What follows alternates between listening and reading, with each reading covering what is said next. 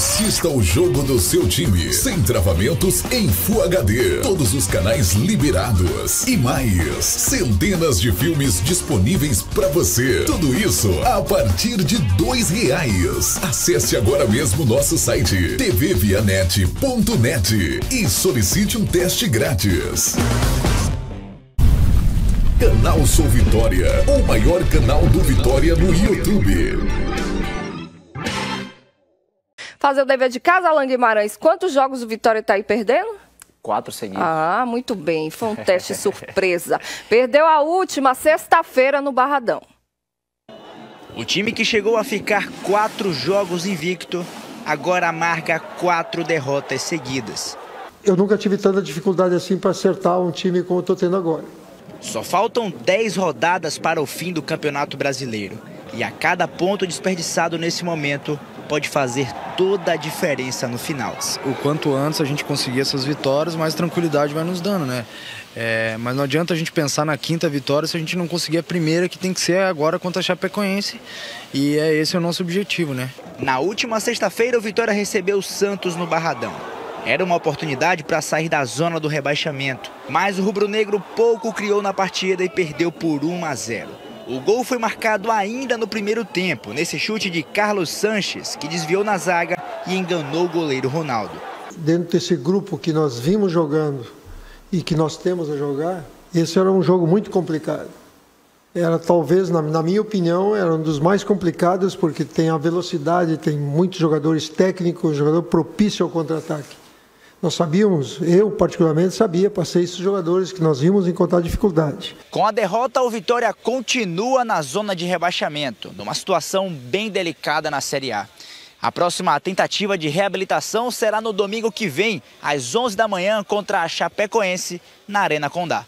A gente sabe que nos seus domínios a Chapecoense é muito forte, é isso que eu posso te falar, né? E é um jogo de extremamente importância, porque é um concorrente nosso ali e a gente tem que ir lá no intuito de buscar a vitória. Eu vejo uma perspectiva de que nos futuros jogos a gente tem as reais possibilidades de se vencer.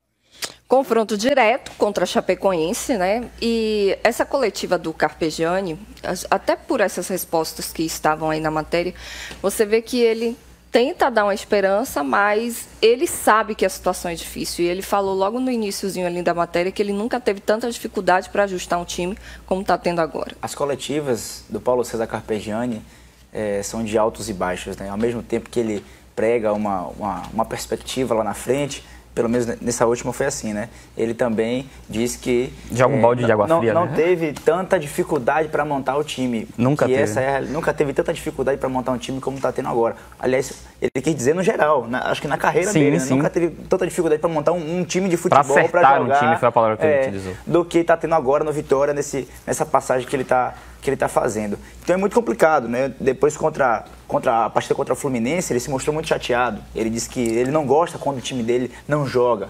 Na partida seguinte, o Vitória venceu, se eu não me engano, pro Vasco, deu 1-0. Ele disse, agora sim, o time tá perto do ideal, tá perto do que eu preciso. Aí vem depois, perde pro Botafogo, já se chateia de novo. Ou seja, altos e baixos, não só na coletiva dele, mas é o Vitória que tá oscilando muito. Aliás, ninguém nega de que no Campeonato Brasileiro você tem que ter uma regularidade, né? E é tudo que o Vitória não tem. Agora eu acho, viu, Alan, que o Carpegiani perdeu a mão.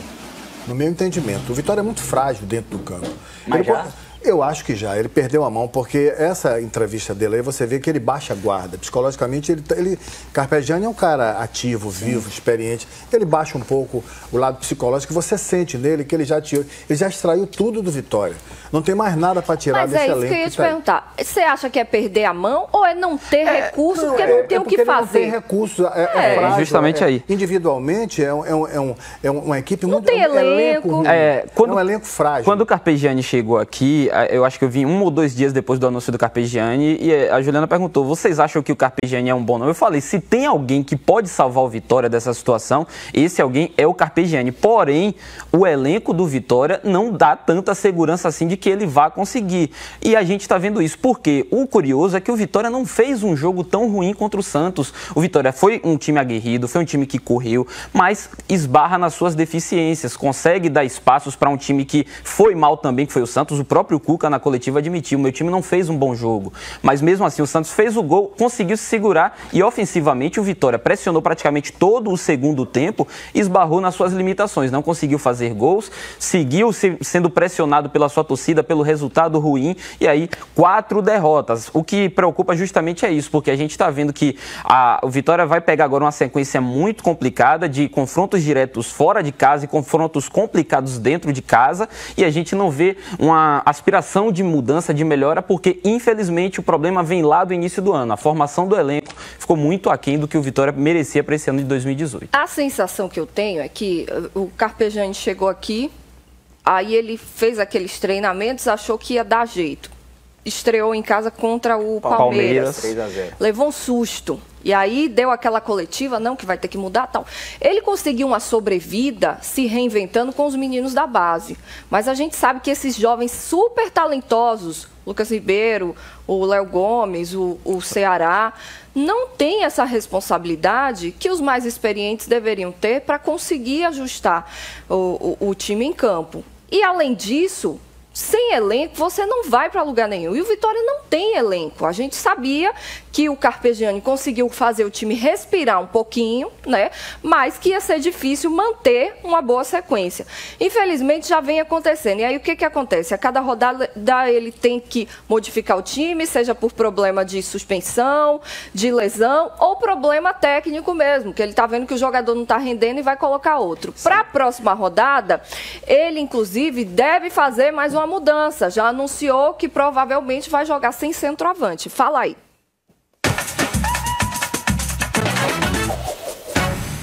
Agora com a entrada do Rainer ali, deu uma equilibrada muito boa no meio. O Rainer vai jogar no setor de meio. Então ele me deu aquela consistência que eu gosto. Prendeu um pouquinho de vezar das coisas, mas ele me respondeu muito bem. E eu acho que eu posso tirar mais dele. Eu acho muito mais. Ele será um jogador muito importante para dar aquele equilíbrio no meio campo. E talvez você, jogando da maneira como nós terminamos, com 2 caras por fora, agudo e sem o centroavante, eu tenho que buscar soluções, eu tenho que encontrar. Eu sou remunerado exatamente para tentar buscar soluções e vou encontrar aquilo que seja melhor para o Vitória. Mas nesse jogo me deu uma esperança, me deu a serenidade, a tranquilidade de que nós temos condições de jogar em igualdade contra qualquer um.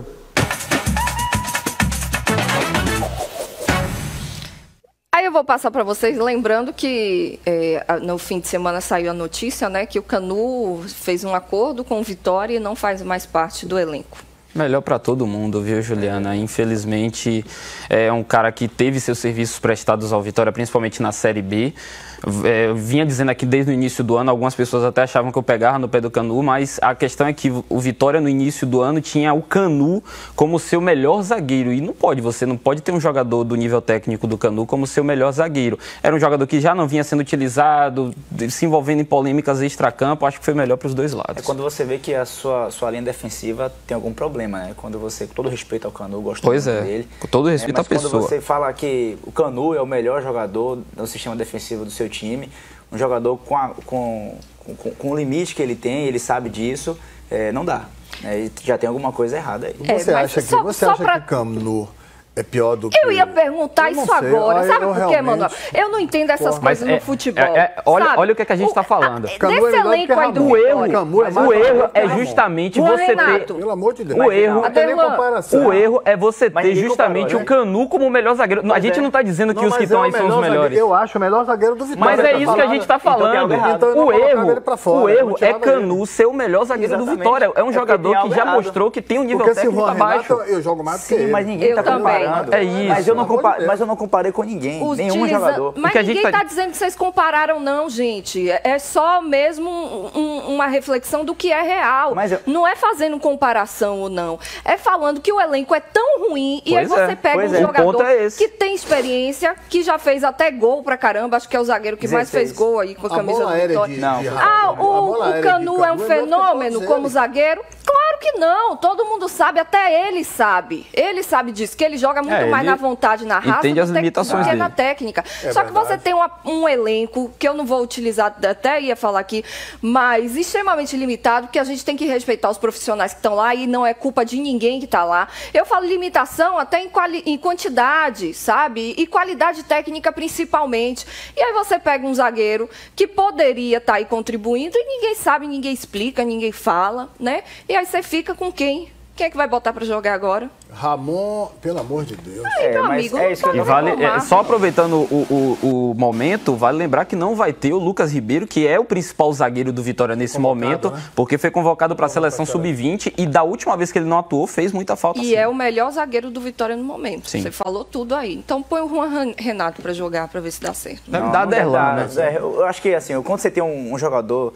do Cacife de Canu e diz que ele é o melhor naquele setor ali, é porque eu acho que tem algo errado. Eu acho que o ponto errado é esse aí. Sei lá, fala um atacante que você não gosta aí. Digamos que você não gosta de Maurício Cordeiro, um atacante do Vitória. Pra você é o pior. Aí alguém chega e fala, pô, ele é o melhor que nós temos. Então tem alguma coisa errada. E aí a gente volta naquela situação. Essa ideia sua, eu posso...